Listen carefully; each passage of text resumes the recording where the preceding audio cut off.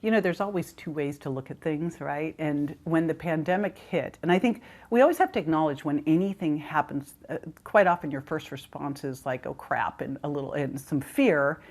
And then it's like, all right, what's the opportunity here? And with the pandemic, I mean, the opportunities were incredible. I mean, especially like I'm in health field. But for me, one of the things that happened when I built the Mindshare Collaborative is people got very used to how we did things. And even though I'm highly adaptable, I think I tend to be an early adopter on things. Most people don't really like change, and they have to be a little bit forced. And one of the things the pandemic allowed us to do was change a lot of things and say, oh, well, because of the pandemic, right? It just gave us permission where we hadn't had it before. I'd wanted to do a big event for healthcare practitioners. And the challenge with the Mindshare Collaborative is we've built some of the biggest trusted authority brands in health, and we really had a place for people who were already at a certain level in their business. So someone who had already had a book or a website or was speaking or did TEDx talks, they were perfect to come into our event because they were all at the level where they could collaborate together. But someone who was starting out and who had a vision and an aspiration but hadn't done any of that stuff yet, wasn't even maybe sure of what their niche was or their audience was or what was unique about them, we didn't have a place for them. And that was really frustrating to me because someone who sees it and will work for it, but you say, no, you got to go away. I was like, ugh. But I couldn't bring them to that event because that event was a leadership summit and people had to be a certain level. And I didn't want to do a whole nother big event because the exposure when you do these big events in person is high. I mean, our event started with, you know, those people at a lunchroom, and now it's got a black tie gala, award ceremony with a DJ and a costume party and a pool party, and you know, it's a 7-figure event. And if something happens like the pandemic and your event doesn't happen, that could end your business. So I'm looking at this, wanting to do this event for thousands of these healthcare professionals to really help those people who are really realizing they can break out of their clinic and they can have a life that isn't just stuck in overwhelm and trading time for money. In the pandemic, I went, I could do it online. I can totally do this. This is going to be a completely different thing. And I launched something called the Health Business Growth Conference. That actually has been our most successful conference. And I launched a new program. We called it Strategic Practitioner Program at the time. Now we're calling it the Trusted Authority Accelerator. But it takes those doctors working in clinics going, all right, there's got to be more to life than paying the overhead and trading time for money, to help them see how they can become a trusted authority, draw the ideal clients to them, and create leveraged income, multiple streams of income, so they can eventually decide if they want to come to their office or not. And I've seen it happen with so many of our other docs, but I wanted to be able to take someone, you know, who's down at the beginning levels of it. Most of them have had their practices for 5, 10, 20 years, but they don't know how to break free. So the pandemic gave me that ability to do that, and also the ability to do a lot more virtually with our doctors, so that we don't have to do so much in person, right? I mean, now we have doctors all over the world that we're working with, whereas before it tended to be just the US and Canada. Now it's Australia, New Zealand, Portugal, UK, so that's been really fun too, is that expansion there. And then in the health space, helping people realize now, man, if there wasn't a time that people have to realize that they have to take control of their health, I don't know where there is, but the reason the Virgin Diet went so well, besides the fact that I was highly motivated, was that it was really hitting the zeitgeist at the time. I've been doing a lot of work in weight loss resistance, and I'd noticed these intolerances or food sensitivities. And before I wrote that book, Bill Davis wrote Wheat Belly. So gluten was already coming out. After I wrote the book, then David Perlmutter wrote Grain Brain. So there was this zeitgeist of food intolerance and gluten and dairy and all of these issues. Well, what I'm noticing now is that 12% of our population apparently now is metabolically healthy. 12%. That is a horrific thing going on. 75% of the population is overweight or obese. Of the other 25%, half of those people are what they call thin outside, fat inside, not metabolically healthy. So what I'm really working on now is this next book of this whole idea of like, you have got to heal your metabolism and get healthy to lose weight. Like, we have so damaged ourselves now that if you try to eat healthy and exercise, it's going to take you a while to see any changes. You've really got to have a concentrated effect of how to heal your body. And so I think with whatever we do, you've got to really think of what the zeitgeist is now. And so for me, in health, that's really the zeitgeist. People have gotten really beaten up. They're sicker than ever. This last 2 years has really hurt people because of all the fear that's gone on, that has just damaged our nervous system, all the stress and all the dirty processed food we ate when this whole thing, I remember seeing this whole thing hitting and people going, I'm buying all this junk food. I'm like, oh, this is the worst thing we can do. And then closing gyms.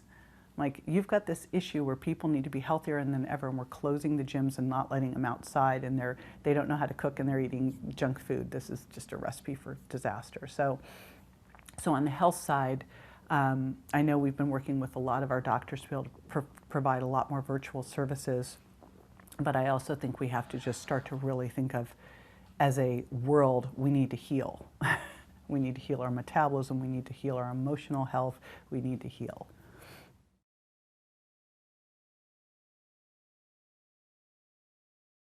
So I have this big moonshot goal of helping 1 billion people get healthy. And that's not me. That's my Mindshare Collaborative community. And I think we're 400 to 500 million in right now.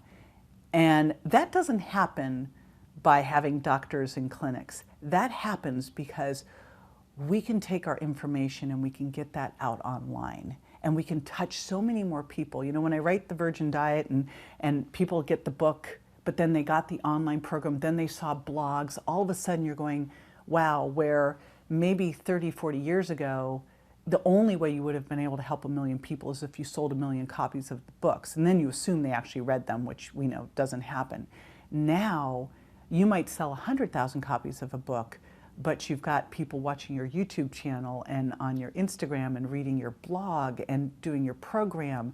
All of a sudden, it's exponential. So you look at what's happening in our Mindshare Collaborative, where we have people doing summits and podcasts and social media and blogging and TEDx talks, and all of a sudden, helping 1 billion people get healthy becomes a lot easier. But it's solely the power of being online.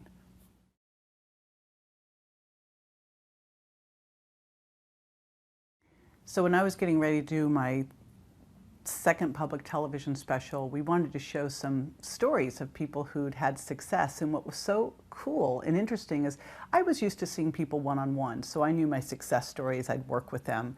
But all of a sudden, you've got people who you've never talked to, who've been following you online, who maybe did your online program or just even followed your blog or did a challenge with you, who are having these crazy successes. I think of one woman, Donna, who's a librarian in Santa Cruz, and she finds my book, finds my program, and totally changes her health, gets off her cholesterol medications, loses weight, and she was in her 60s when this was all going on. And even today, I'm opening up, I like to check my Facebook group comments, and a woman was in there going, my husband's now following your program, he just lost 30 pounds and he's super motivated. And I'm thinking, I've never talked to you. I've never talked to your husband. And yet now I have the power to get this information and touch so many people's lives. And then they have the ability to share it with other people and touch so many people's lives. And you look at it, especially when you're in health. I mean, most people get into the health field because they really want to help other people. And they come in to see their doctor, and their doctor gives them all of this information, and they say that the patient forgets 70% of it when they walk out the door. Well, now what you can teach them to do is they can see that doctor, or just see that doctor online, or see that doctor on social media, and then follow their program and change their lives and share it with their family. So that is what's so exciting here, is that it's the sheer power of this to change people's lives, and then for them to be able to easily pass that on.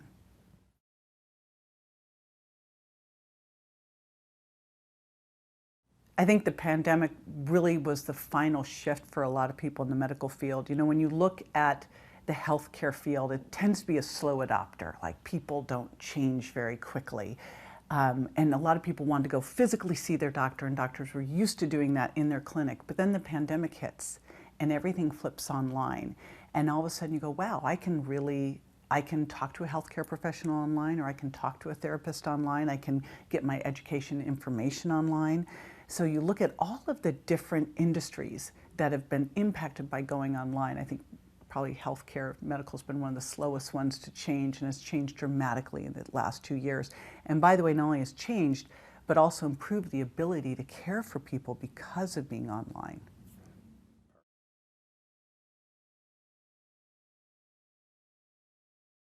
I remember early on, because I so wanted freedom. I wanted freedom of being able to live and work from wherever, and be able to live and work with whoever.